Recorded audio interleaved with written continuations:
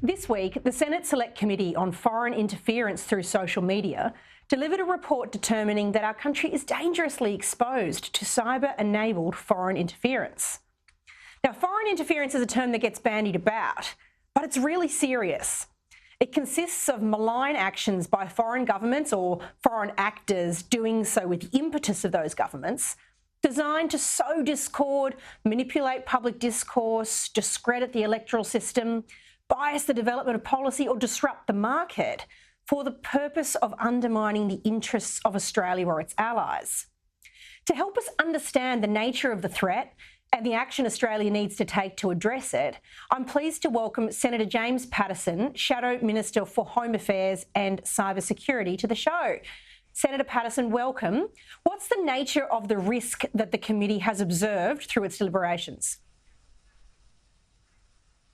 Thank you for having me, Amanda. Well, the committee was very sobered by the risk that we encountered in the evidence of this committee. It is a very serious risk, and it's a risk to our democracy, because whether we like it or not, social media platforms have become the public square of our democracies. It's where news is broken, where issues are debated, and where decisions effectively are shaped and then made.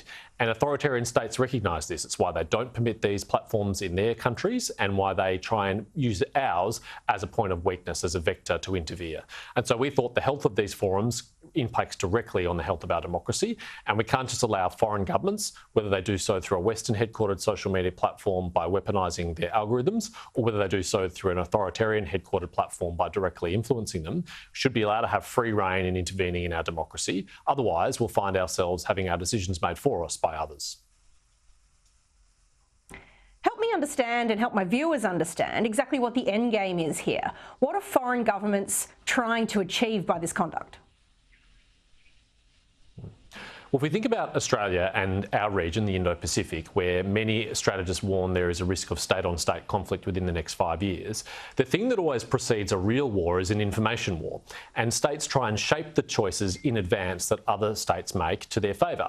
So in the case of a potential conflict in our region, a potential adversary might be trying to get Australia out of participating in such a conflict. And so what they try and do is influence our decision-making, influence our public opinion, try and get our politicians to have a constrained environment in which to make a decision, and therefore make a choice that favours them instead of us.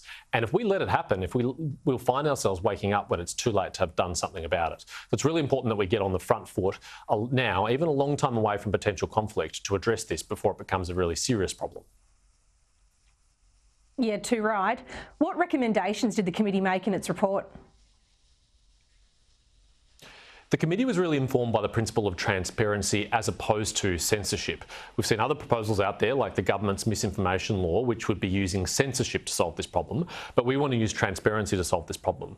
We want the platforms to be transparent about the content that's on there. For example, state-affiliated entities, whether it's RT or Russia Today or Xinhua, that are state-affiliated should be labelled as such so that users can make informed choices about the information they receive from it. And secondly, the platforms themselves must be transparent about how they operate. When they're censoring or deplatforming content, they should be open and honest about it. They should make themselves open to independent researchers and third parties to study the algorithm and the other activity that occurs on their platform, particularly the coordinated inauthentic account, the bot accounts that are being put on there to try and game the algorithm to drive content to you and me that's not organic, that's not real, but been driven by the interest of a nation state. And we think if the platforms abide by that transparency, then we'll have a much healthier and much more open public debate that'll be much better informed. But if they don't, then unfortunately we'll find ourselves being influenced by people that we don't even know are trying to influence us. CCP controlled newspaper The Global Times has put forward its point of view on how the government should respond to this report. What do you make of the really robust response the Chinese have given by way of pushback to this report's recommendations? Yes, well, in that article in the Global Times, they said that if Australia was to, in our own national interest, decide to ban, for example, TikTok or WeChat, either on government devices or more widely for, say, critical infrastructure operators or government contractors, that would damage the bilateral relationship in the same way that it did when we banned Huawei from our 5G network. Well, first of all, I was a bit bemused by that because TikTok, throughout the inquiry, insisted that they were not a Chinese company. So if that's true, why would the Chinese government be objecting to any action taken against TikTok? I think that does prove the point point they are a Chinese company.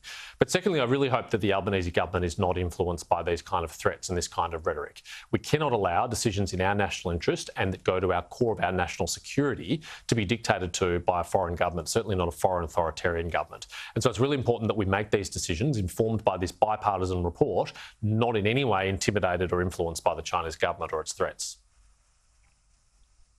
There's some irony in Chinese pushback when they would never allow a foreign government-controlled social media platform to be disseminated and used within China's territorial boundaries. It's fascinating. Has the government committed to implement the recommendations of the committee?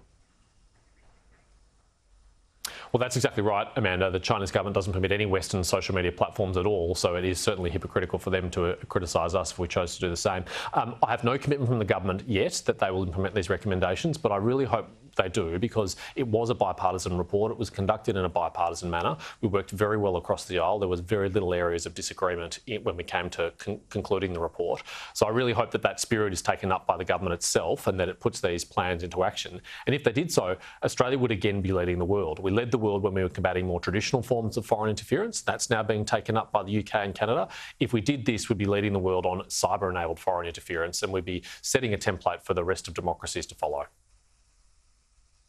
Well, I hope that bipartisanship continues. We'll keep in touch with you on how the government's progressing on implementation. Senator Patterson, thank you very much for your time. Thanks, Amanda.